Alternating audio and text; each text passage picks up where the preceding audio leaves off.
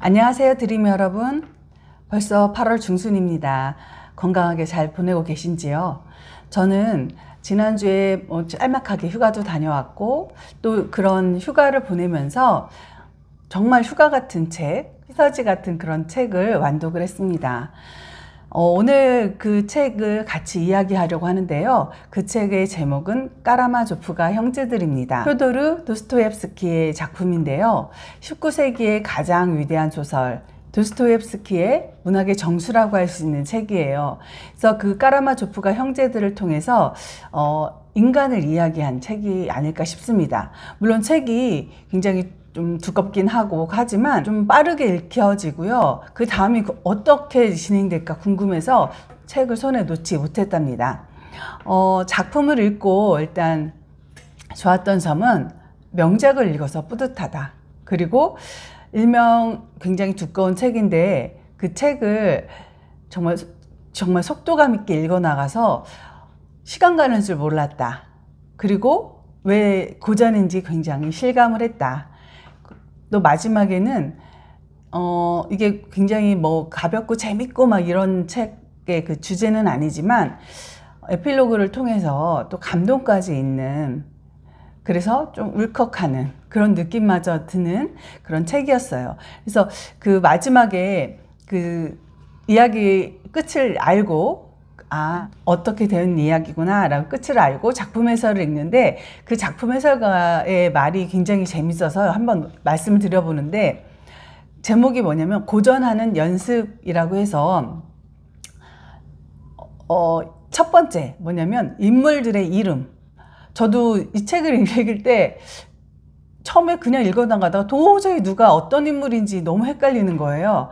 그래서 그 이름을 쭉 쓰고 하다 보니까 동일 인물인데 이름을 여러 개 가지고 있는 그런 경우가 있더라고요. 그래서 애칭을 통해서 애정도가 달라지는 그 러시아의 그런 문화도 알 수 있는 그런 대목이라고 합니다. 그래서 인물들의 인물 식별하는 거, 그리고 주요 인물들의 철학적인 장광설.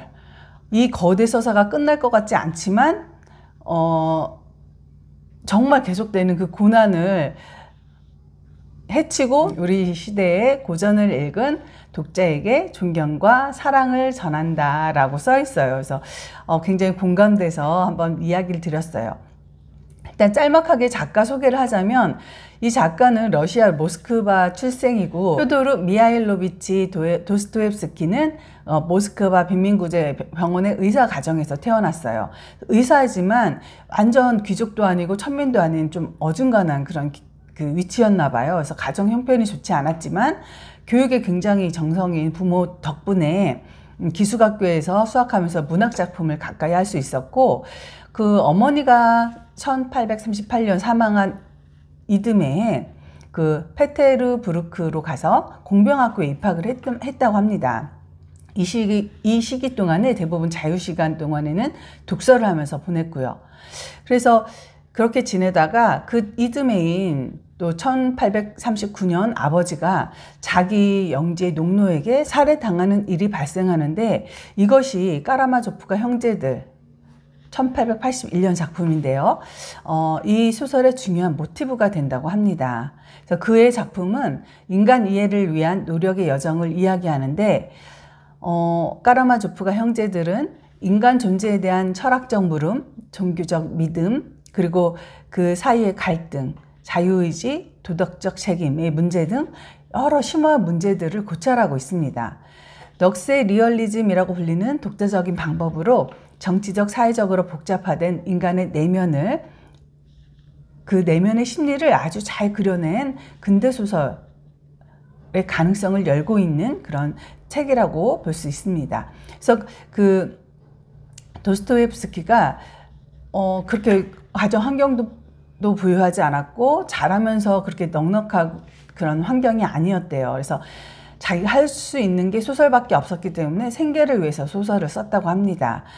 근데 이게 제가 더 놀란 거는, 까라마조프가 형제들이 굉장히 긴 작품인데 1부를 완성하고 2부를 쓰려고 하던 찰나에 폐결핵으로 죽었대요. 그러니까 이 작품이 완성형이 아닌 거예요. 저는 이 작품이 이렇게 너무 완벽하다 이렇게 생각하면서 책을 덮었는데 완성형이 아니라고 해서 정말 대단하다라는 또 생각을 했습니다. 이 책의 중심 사건은 아버지를 누가 죽였나예요. 여기서 말하는 아버지가 유신론자, 무신론자 이야기가 쭉 나오는데 어떻게 보면 좀 신에 대한 사례 이런 거를 좀 대변할 수도 있고, 정말 그 아버지의 살인자는 누구인가를 찾아가는 그런 그 까라마조프가 형제들의 그 이야기, 그런 것들이 이 세상의 축소판이자 작은 우주를 나타낸 게 아닐까 싶습니다. 그래서 이 인물들을 중심으로 어떤 사건이 벌어지고 하는 것들이 그 각 인물마다의 상황에서 펼쳐지는데 정말 그 성격들이 잘 드러나죠. 방탕한 생활을 하고 별로 아버지로서는 책임감이 없는 그런 표도르, 첫째 아들 드미트리, 그리고 이반, 알료사, 이렇게 세 형제 이야기인데 지금으로 말하자면 사실 막장이죠. 아버지와 드미트리가 한 여자를 두고 연적이 됩니다. 그래서 그 사건이 발단이 돼서 결국 어떻게 이런 살인사건까지 이어졌는지가 아주 흥미진진하게 이제 이렇게 읽혀지는데요. 아버지가 죽고 3천 루블이 사라진 그런 사건, 그리고 그 사건을 누가 범인인지를 찾아가는 과정, 재판하는 과정, 이런 것들로 이제 이야기가 쭉 이어집니다. 그래서 이 인물들을 또 간단하게 얘기를 하자면 아버지 표도르는 물욕과 육욕, 그리고 비도덕적인 그런 인물을 대표하죠. 신앙도 없어요.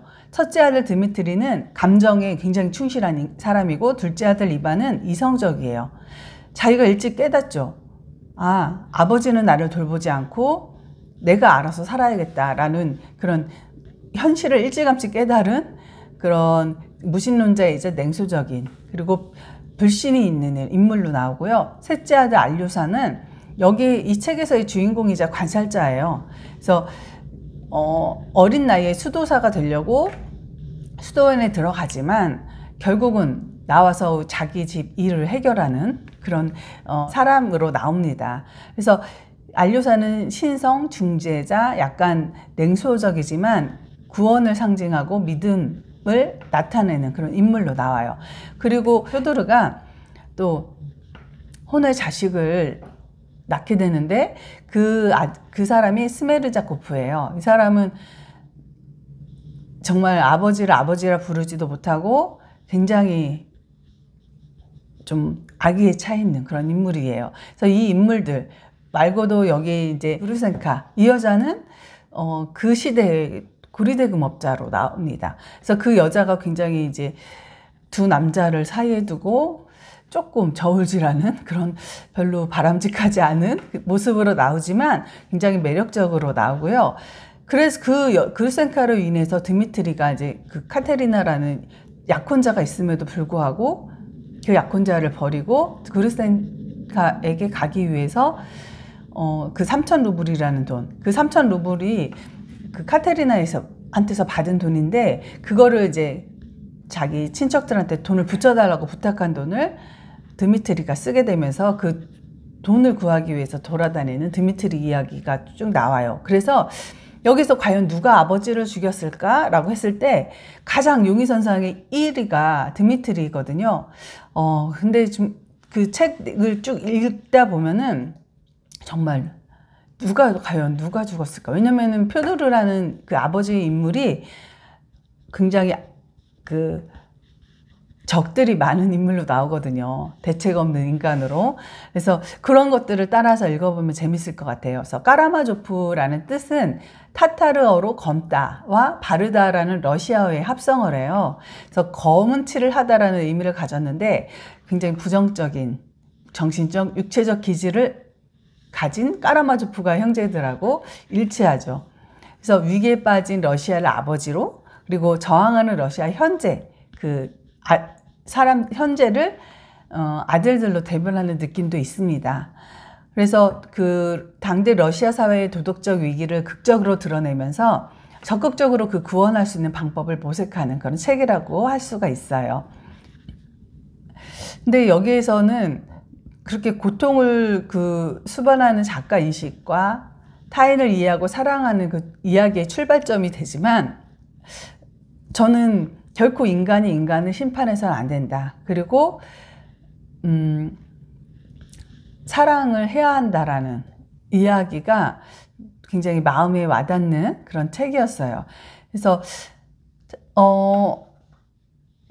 굉장히 오랜만에 고전을 읽었고 두꺼운 책을 읽었는데, 이 더운 여름이 이 책으로 인해서 굉장히 빠르게 시원하게 지나간 느낌이에요. 그래서 여러분도 한번 예전에 읽으셨더라도 한 번 더, 그리고 안 읽으셨으면 한번 읽어보는 것도 재미가 있을 거예요. 그러면서 또 그 삼형제를 보면서 성격들이 다 다르거든요. 그래서 나는 어떤 유형의 남자가 성격들이 좋은가, 한번 그런 것도 생각해봐도 재밌을 것 같습니다. 네, 이상으로 책 리뷰는 마치고요. 다음에 또 재밌는 책으로 인사드릴게요. 감사합니다.